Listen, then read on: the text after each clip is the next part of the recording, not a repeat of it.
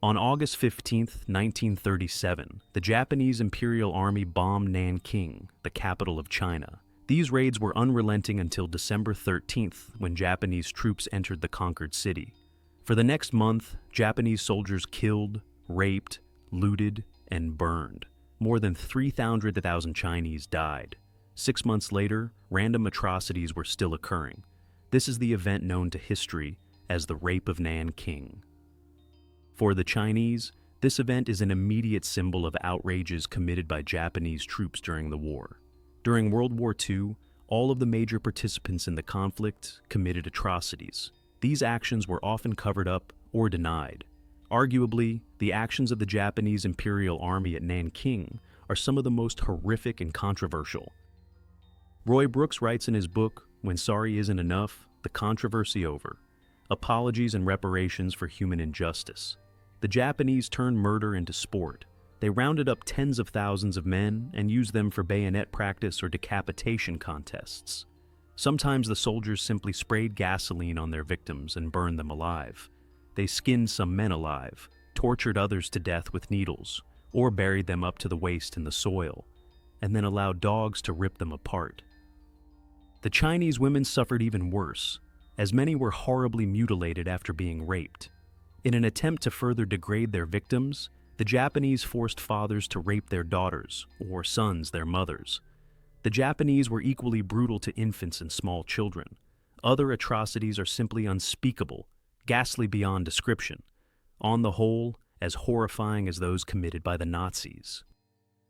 The following is from the description of the documentary film The Rape of Nanking, based on Iris Chang's book of the same title. Japanese soldiers made a game of torturing and gang-raping women and children. They were encouraged by their officers to invent new and amusing ways of killing and torturing their captives. Murder, rape, and torture, including burning and the rape of children, were believed to be a good way for bolstering the morale of their soldiers. This type of behavior is all the more astounding because the Japanese army had a long tradition of honor, chivalry, and courtesy. The actions of the Japanese Nanking units were not in keeping with that tradition as a whole. After a close analysis of the Japanese soldiers, one can see 5 factors that perhaps had the greatest influence, either directly or indirectly, on these soldiers. Indoctrination and training. The economic and political conditions that existed in Japan. The characterization of the Chinese populace as morally deficient. The tactical military circumstances in China. The living conditions of the soldiers. When the conditions that led to the severity of the group's actions are studied, one might begin to see why the Japanese soldier acted as he did. By understanding the steps that led to their actions, one can perhaps predict behavior from future army groups given similar circumstances. Indoctrination and training. During the Asia-Pacific War, the Japanese were widely regarded as the most fearsome light infantrymen in the field, highly disciplined, devoted to their duty, and ready to fight to the bitter end rather than surrender. This reputation was a product of social influence as well as army training. By the 1930s, militarism inundated Japanese society. Many schools gave military instruction to young students. Local elementary schools, for example, taught boys military drills using wooden guns. The greatest honor, they would tell the young pupils, is to come back dead. There were also army apprentice schools, which took children directly from school at ages 14 through 15. Colleges also offered military instruction. According to the 1944 U.S. War Department Handbook on Japanese Military Forces, in Japan, military indoctrination began from infancy. Schools were molding a new Japanese citizen to be indifferent to emotions, to be brutal and obedient. Young boys learned to use wooden guns, while older boys were taught the use of real weapons. The military wanted well-trained Japanese citizens, and capitalized on the discipline learned at school by continuing the abuse. While some draftees died during the brutality of training, the majority became hardened soldiers. Once a soldier was in the army, his training emphasized obedience and loyalty over skilled weapon handling. Officers often lined up new soldiers to slap them in the face, punch them, or beat them with belts, sometimes until blood poured down their faces. "I do not beat you because I hate you. "I beat you because I care for you," was a mantra used by officers. Therefore, many of their charges soon became immune to violence and to the killing of civilians. During a soldier's training, any lack of discipline was punished by superiors with more beatings. By the time the trainee joined his regiment, it was clear to a soldier that it was in his best interest to obey orders blindly. Japanese infantry training was a gradual toughening up process. It grew in intensity until long marches with full equipment and stiff endurance tests produced the ability to withstand fatigue, hunger, and hardship for long periods. The obedient soldier was exemplified by the well-known and numerous kamikaze attacks, particularly toward the end of World War II, in which Japanese pilots were trained to fly their planes directly into American ships. In order to save or bring honor to the emperor, the Japanese military were ready to sacrifice their lives. There are certain international laws and codes of conduct that all soldiers must abide by in time of war, yet obviously the Japanese did not.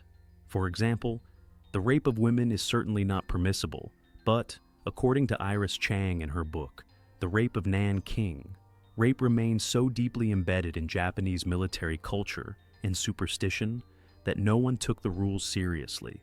She asserts that a widespread belief among the Japanese military was that raping virgins would make the Japanese stronger for battle. The official military policy forbade rape, thus encouraging the Japanese to kill their victims afterward. The individual Japanese soldier's whole outlook and attitude toward life was influenced by his home life, his schooling, his particular social environment with its innumerable repressing conventions, and his military training. In the Japanese social system, individualism had no place. Children were taught that, as members of the family, they must obey their parents implicitly and, forgetting their own selfish desires, help everyone of the family at all times. This system of obedience and loyalty extended to the community and Japanese life as a whole. It permeated upward from the family unit through neighborhood associations, schools, factories, and other larger organizations, until finally the entire Japanese nation was instilled with the spirit of self-sacrifice, obedience, and loyalty to the emperor himself, considered a living god on earth. Superimposed on this community structure was the indoctrination of ancestor worship and of the divine origin of the emperor and the Japanese race. Since the restoration of the imperial rule in 1868, the Japanese government put much stress on the divine origin of the race. They amplified this teaching by describing Japan's warlike ventures as divine missions. Famous examples of heroism and military feats in Japan's history were extolled on stage and screen, in literature, and on the radio. Hero worship was encouraged. Regimentation of the Japanese national life by government authorities, with their numerous and all-embracing regulations, had been a feature for many centuries. Throughout his military training, the Japanese soldier received instruction that instilled him with a spirit. This spirit could endure and be spurred on to further endeavors when the hardships of warfare were encountered. However, even though his officers appeared to have a zeal, which could be called fanaticism, the private soldier was characterized more by blind and unquestioning subservience to authority. The determination of the Japanese soldier to fight to the end, or commit suicide rather than be taken prisoner, may have been prompted partly by fear of the treatment he might receive at the hands of his captors. More likely, though, it was motivated by the disgrace that he realized would be brought upon his family should he fall into the enemy's hands. Consequently, he felt that any enemy soldiers who surrendered had acted dishonorably and did not deserve to be treated with dignity or respect. POWs of the Japanese were treated much more brutally than POWs in German custody. To understand the origins of the behavior of the Japanese, we must look not only to the time immediately preceding the Japanese invasion of China, but also to the 19th century, and indeed before. Japanese society and values were more than 1,000 years old. Social hierarchy was very important. The warlords of the islands would employ private armies to go into frequent battle with each other. By the medieval times, these armies had become the Japanese samurai warrior class, where the way of the warrior, Bushido, was the code of conduct. Bushido dictated that the greatest honor a warrior could ever achieve was to die in the line of duty in the process of serving his lords. So strict was this code of conduct that anyone who failed to meet the high standards of the military service felt it their moral duty to perform harakiri or seppuku, in which the warrior commits suicide without flinching by disemboweling himself in front of witnesses. From the 12th century on, Japan's powerful military commanders, the shoguns, offered the emperor protection with this strict military service and, over time, they became the real source of power. The code of the samurai, loosely analogous to the concept of chivalry, became the philosophy of protecting the emperor. Although the samurai comprised only 2% of the population, the code was embedded deeply into the Japanese culture and psyche. It gradually became the model of honorable behavior among all men. The economic and political conditions that existed in Japan. The Meiji Restoration of 1868 had seen an almost unbelievably rapid modernization of education, infrastructure, engineering, science, and militarization in Japan. This modernization resulted in the downfall of the shogunate and the disempowerment of the samurai. Partly as a concession to the samurai, the Japanese government instituted an aggressive foreign policy in Korea and Manchuria in mainland China. In 1904-1905, Japan's power, authority, and self-confidence reached new heights with its defeat of Russia over territorial ambitions in Manchuria.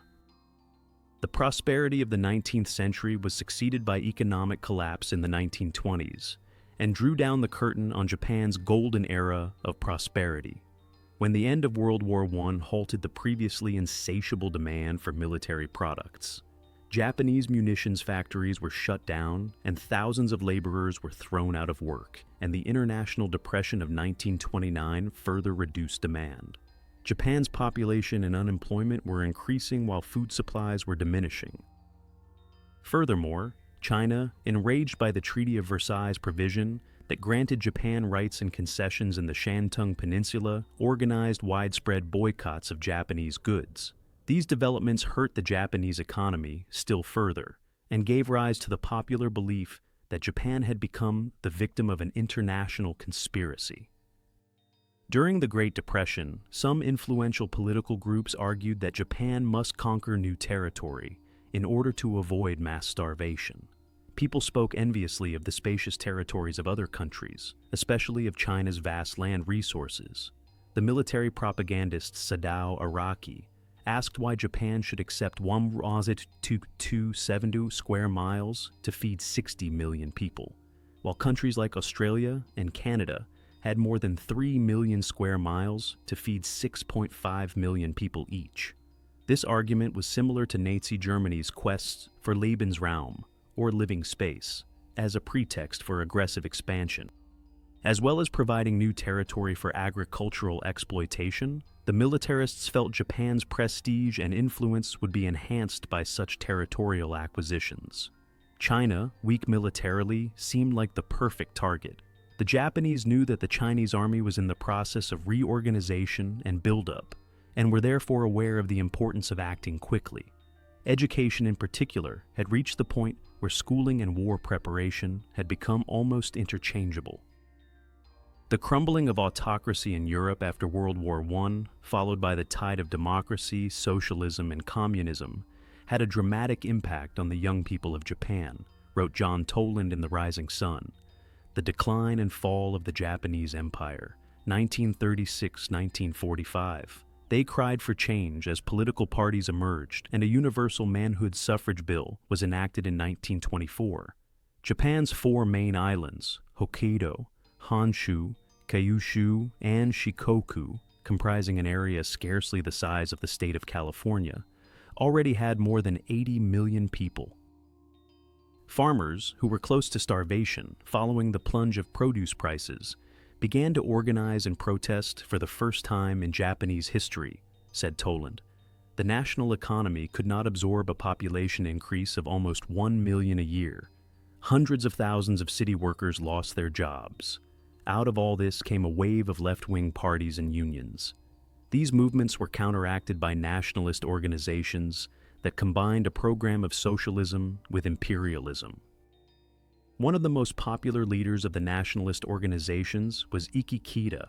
His words appealed to all who yearned for reform. 700 million brethren in India and China cannot gain their independence without our protection and leadership.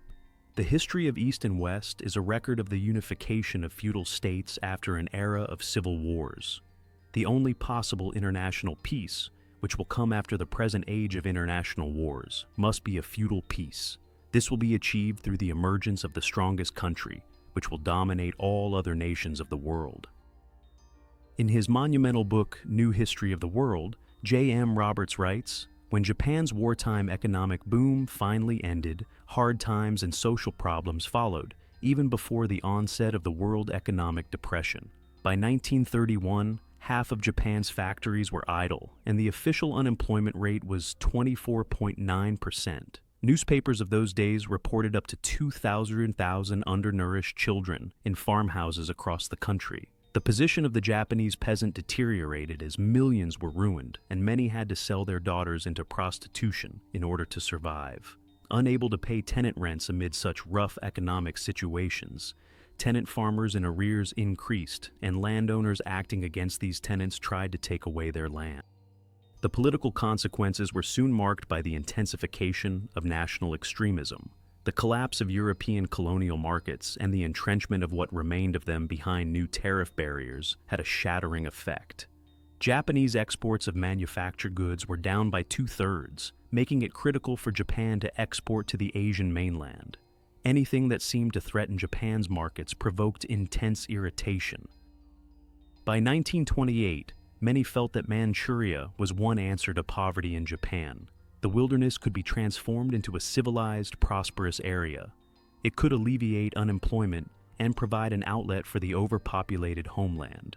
Japanese troops had been stationed in the Peking area since the end of the Boxer Rebellion in 1901, and Japan poured $1 billion into the region, inspiring Japanese, Chinese, and Korean traders and settlers to flood into the area.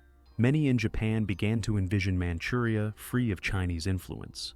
In the summer of 1931, they took Manchuria away from the Chinese by force and set up a puppet government. Tensions between China and the Empire of Japan were inflamed by the invasion of Manchuria and creation of the nominally independent state of Manchukuo, with Puyi, the last monarch of the Qing dynasty, as its sovereign.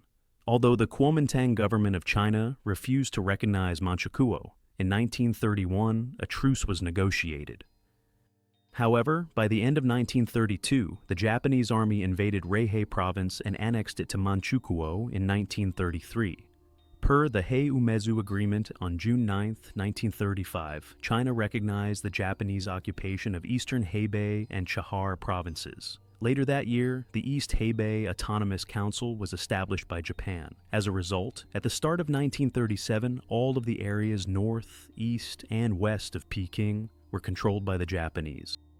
The Marco Polo Bridge, located outside the walled town of Wanping to the southwest of Peking, was the choke point on the Pinghan Railway and guarded the only passage linking Peking to Kuomintang-controlled areas in the south. Prior to July 1937, the Japanese military had wanted the Chinese forces stationed in this area to withdraw. They also attempted to purchase land to build an airfield. The Chinese refused, as Japanese control of the bridge in Wanping would completely isolate Peking.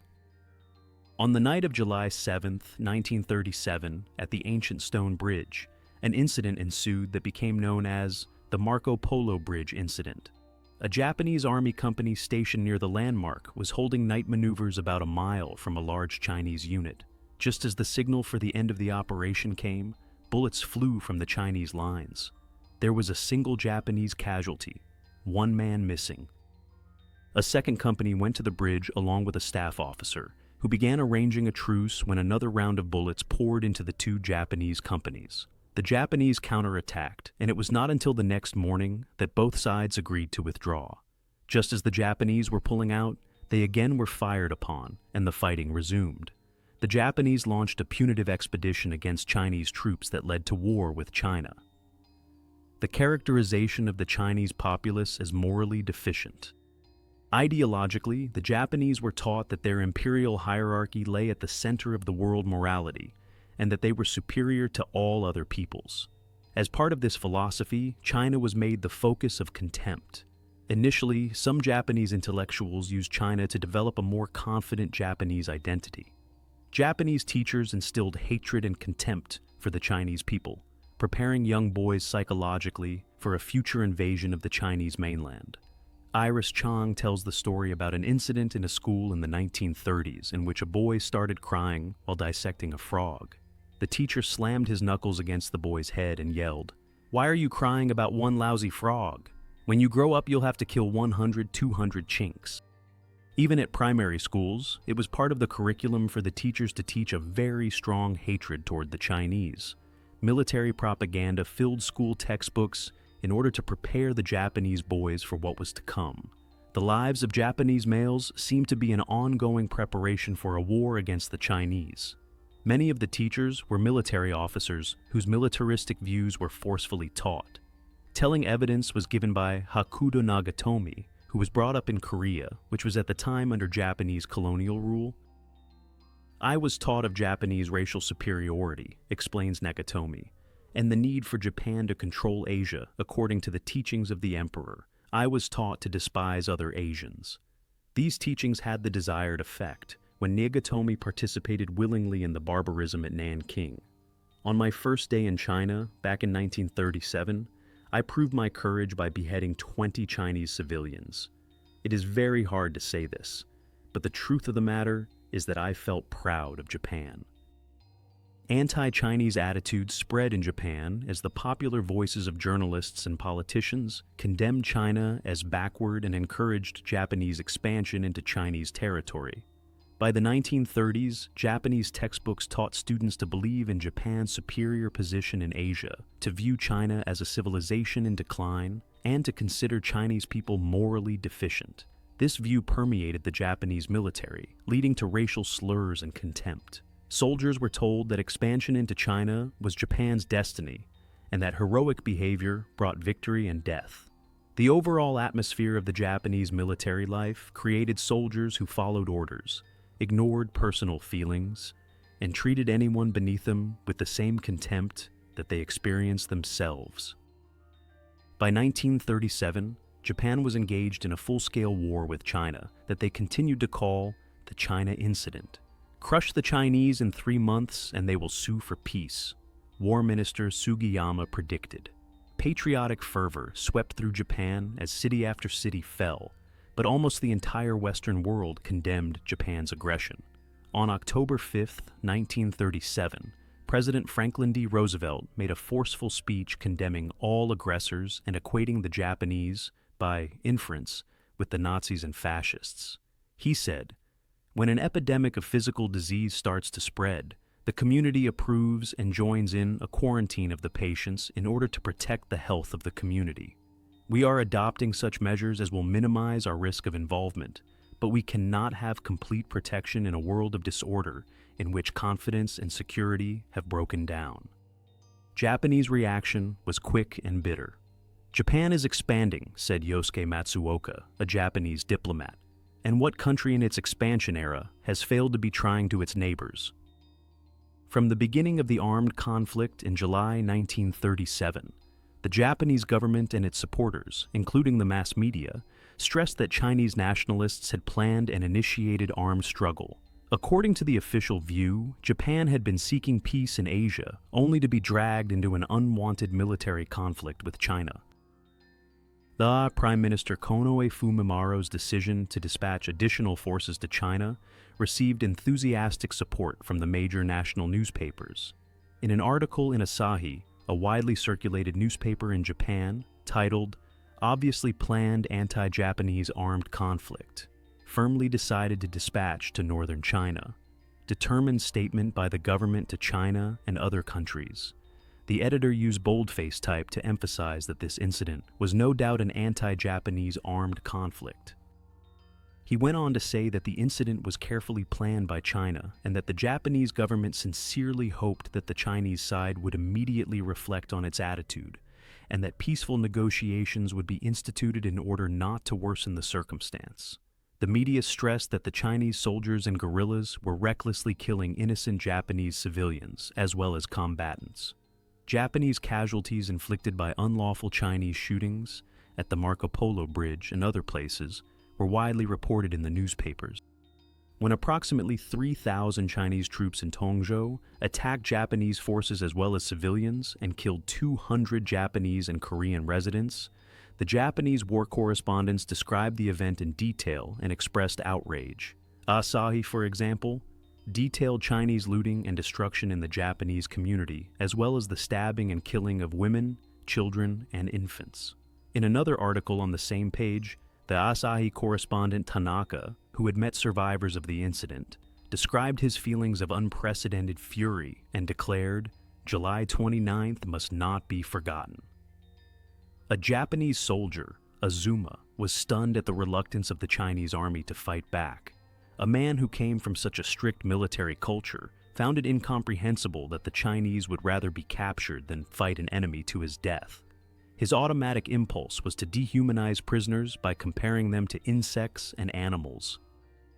Tactical military circumstances in China. Japan's expectations of a quick victory over China were shattered when the battle for Shanghai stretched on for several months before the city finally fell in November 1937. The battle was significant in that it effectively destroyed Japan's goal of conquering China in 3 months and signified the beginning of an all-out war, not just some incidents between the two countries. Divided into 3 stages, the battle lasted 3 months and involved nearly 1 million troops. The first stage lasted from August 13th to September 11th, during which the Chinese army defended the city against the Japanese, who were landing at the shores of Shanghai. September 12th to November 4th represented the second stage, during which the two armies fought in a bloody house-to-house battle in an attempt to gain control of the city. The last stage, lasting from November 5th to the end of the month, involved the retreat of the Chinese army by the flanking Japanese. Approximately 2,000 died on both sides during the battle. When Shanghai finally fell in November, Japanese military planners and leaders turned their eyes toward the Chinese capital, Nanking, with the goal of retribution. Commanders pushed their units toward Nanking, quickly outpacing supply lines and telling their men to survive on what they could scavenge. Soldiers robbed villages and the Chinese populace they came across as they passed through. Japanese troops forced peasants to carry equipment and goods. In order to end any threat of resistance, villages were razed. Brutalities were excused in the name of war and of capturing Nanking. Conquering the capital grew in importance with each new atrocity. The Japanese knew that their job was to kill the enemy, and the barely acceptable conditions of the frontline warfare grew worse, thereby amplifying the animal natures of these soldiers as they marched toward the capital city of Chiang Kai-shek's nationalist government. Officers promised women and plunder to encourage their men. When the soldiers reached Nanking, their expectations of revenge, sex, and goods, combined with the heightened desire to make an example of Nanking and prove Japan's dominance, created an atmosphere conducive to brutality. The imperial troops advanced toward Nanking with heightened aggression, raiding small villages and razing entire cities to the ground. Japanese soldiers, keyed up by the heavy fighting in Shanghai, and the losses of their own men, were ripe for an outlet of the pressure that had built up within them. The Japanese army's march to Nanking created multiple factors that made the subsequent atrocities in Nanking highly likely. These were a combination of several factors, both old and new.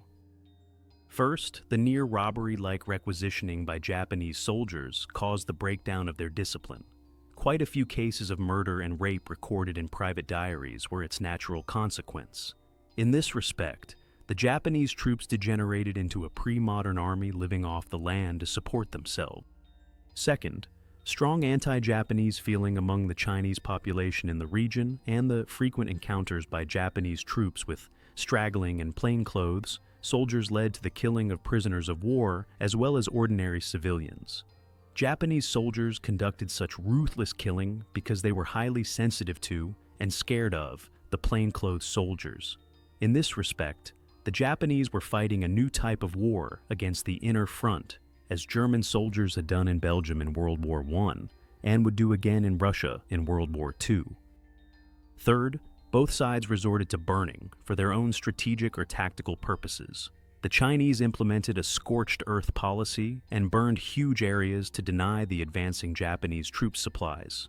a campaign of destruction in line with their own tradition. Japanese soldiers frequently burned houses and villages to deprive Chinese irregulars or plainclothes soldiers of their staging bases. Other cases were attributable to the breakdown of discipline, such as Japanese soldiers' carelessness or the sadistic pleasure they found in seeing houses in flames. John Rabe writes in his diary, Good Men on Nanking, "The Japanese marched through the city in groups of 10 to 20 soldiers and looted the shops. If I had not seen it with my own eyes, I would not have believed it. They smashed open windows and doors and took whatever they liked, allegedly, because they were short of rations. I watched with my own eyes as they looted the cafe of our German baker, Herr Kiesling. Hempel's hotel was broken into as well, as was almost every shop on Chungshang and Taiping Road. Some Japanese soldiers dragged their booty away in crates. Others requisitioned rickshaws to transport their stolen goods to safety." Confronted by spreading rumors and increasing body counts, some Westerners in Nanking assumed that the Chinese exaggerated family losses to get more relief supplies. By spring, burial stories presented death numbers far beyond initial estimates. Westerners reacted with mistrust. This disbelief was rooted in the feeling that a modern people such as the Japanese could not act in such uncivilized ways. Westerners in Nanking actually expected the Japanese to bring a normalcy back to war-torn China. Living conditions of the Japanese soldiers. Once in the field, the Japanese soldier was supposed to have 3 meals a day, mainly of rice supplemented with fish, meat, vegetables, and fruit. He slept on a mat on the ground. Often, however, the Japanese army faced supply shortages, and the soldiers, more often than not, had to fend for themselves. The sick or dying were often left alone, as medical care was very basic, if not non-existent. Malaria, dysentery, cholera, and beriberi took many lives. The Japanese attacked Shanghai and began bombing Nanking in August 1937 with the expectation that the Chinese forces could be easily subdued and all of China would fall in a matter of months. Instead, the siege of Shanghai required 4 months of bloody fighting. This angered the Japanese high command and the frontline soldiers who had watched their comrades die at the hands of the despised Chinese. Japanese forces in China faced the constant threat of guerrilla attacks while trying to deal with a severe lack of supplies. These attacks often came from the Chinese armies, but Chinese organizations of various kinds also resisted the Japanese presence. The battle for Shanghai ended in mid-November, with a successful landing of Japan's 10th Army at Hangzhou Bay in the south, and of the 16th Division at Baimaoku in the north. These landings threatened the Chinese forces' flank and forced them to withdraw to the west. On November 19th, the 10th Army, led by Lieutenant General Yanagawa Heisuke, cabled to headquarters. The group is commanded to put on a spurt in pursuit of the retreating Chinese to Nanking. The sweating, dust-covered soldiers marched, accompanied by countless swarms of circling flies. The story of the Japanese army in China at the end of 1937 is one of hard fighting in the capture of Shanghai and outrunning their supply lines on the way to Nanking, forcing them to forage for food. After experiencing heavier losses than expected, they felt a great deal of anger toward the Chinese. Contrary to the Japanese military's intention to seek a decisive battle in northern China, Chiang Kai-shek tried to avoid such a showdown in that theater in order to concentrate his military effort in Shanghai. Subsequently, the Chinese troop concentration and the Japanese initial strategy of maintaining a defensive posture in the Shanghai area resulted in stalemated positional warfare. Historians and observers generally dwell on the more advanced equipment used by the Japanese, as compared with the relatively outdated weaponry with which the Chinese equipped themselves at the Battle of Shanghai. The Japanese troops, however, had their own problems. Although they had more artillery, they did not have sufficient or reliable ammunition. Foot soldiers often complained that many of their hand grenades did not explode. One company commander referred to such a defective weapon as the leftover of the Russo-Japanese War. As a result, a ranking officer of the General Staff, who inspected the Shanghai front, concluded in his report that the Japanese army's equipment for close-range fighting was inferior to that of the Chinese troops in terms of both quality and quantity. One soldier of the 19th Mountain Artillery Regiment also said, The enemy's machine guns, firing almost without interruption, make our infantry charge nearly impossible. In the static battle of attrition, the Japanese losses amounted to 91 team killed and 312 wounded by the end of the Shanghai campaign in early November 1937. The heavy casualties caused bitter resentment at home. After the Chinese defense in and around Shanghai crumbled, the ranking Japanese generals wished to punish the enemy by pursuing him all the way to Nanking. The 10th Japanese Army started its full-scale advance to Nanking on December 3rd. This hastily planned and executed military campaign caused considerable confusion and even contradiction in the conduct of frontline troops. Because the Japanese had decided on the Nanking campaign without adequate prior planning or logistical arrangement, they could not supply the advancing troops sufficiently. Apparently, the Japanese depended mainly on water transportation for sending materials forward. Major Kisaki Hisashi, a staff officer of the 16th Division, said in his diary, "Supply columns have not arrived yet. Beyond Tanyang, there is no river route. Moreover, motor vehicles could not run due to the conditions of the road." When some troops could not obtain necessary food and other materials, these items were sometimes supplied by airdrops. In most cases, however, the Japanese army had to live off the land. Even General Matsui apparently hoped to procure a substantial amount of food in the enemy's territory. Although he worried about the supply situation in his diary on November 20th, he quickly added, "We need not be concerned about the victuals despite the lack of supply, because rice is plentiful in the areas where the troops are operating." The army leadership set forth the same principle in its official guideline for the Nanking campaign. That is, it would give a logistical priority to ammunition rather than food, for after all, a hungry soldier with ammunition can still fight, but a well-fed soldier without ammunition cannot. A U.S. military attaché's report underlined this supply policy. According to Major Harry I.T. Creswell, acting U.S. military attaché to China, the Japanese army used horse-drawn carts as a major means of transportation, and loaded most of the carts with ammunition, and only a few with rations for the men and forage for the animals. In addition to a severe weakness in their logistics operations, Japanese forces in China faced the constant threat of guerrilla attack. Wherever Japanese were in China, they faced varying degrees of hostility, which put further pressure on supply lines. In conclusion, the stories of the Japanese Imperial Army units in Nanking, China, in one respect, are not unique in the study of man's treatment of his fellow man during war. Soldiers as individuals or in small groups have committed atrocities in all conflicts down through the ages. What happened in Nanking was a spontaneous outbreak of incredible violence and brutality, and it says a great deal about the Japanese military and culture at the time that it was allowed to go on for so long. The Japanese generals who took time out to toast the early success of their China campaign in 1937 drew their jubilation not only from the quick rout of the numerically superior enemy, but also from deep cultural roots. By the very act of fighting, they were fulfilling the ancient role of the samurai, the medieval warrior whose fate was conquest or death. The Japanese warriors in China found plenty of both. Within 2 years after they swarmed over the Great Wall from attack points in occupied Manchuria, the Japanese had swept south and east 1,200 miles. On the way, their 600,000-man force suffered 6,000 casualties and killed 2 million Chinese. Among those killed were civilians, butchered in a distinctly un-samurai-like orgy of murder at Nanking. On November 1st, 1948, Japanese General Iwane Matsui, Commander-in-Chief of the Central China Area Army, which included the Shanghai Expeditionary Force and the 10th Army, was indicted by the International Military Tribunal for the Far East and convicted of Count 55, deliberately and recklessly disregarded their duty to take adequate steps to prevent atrocities.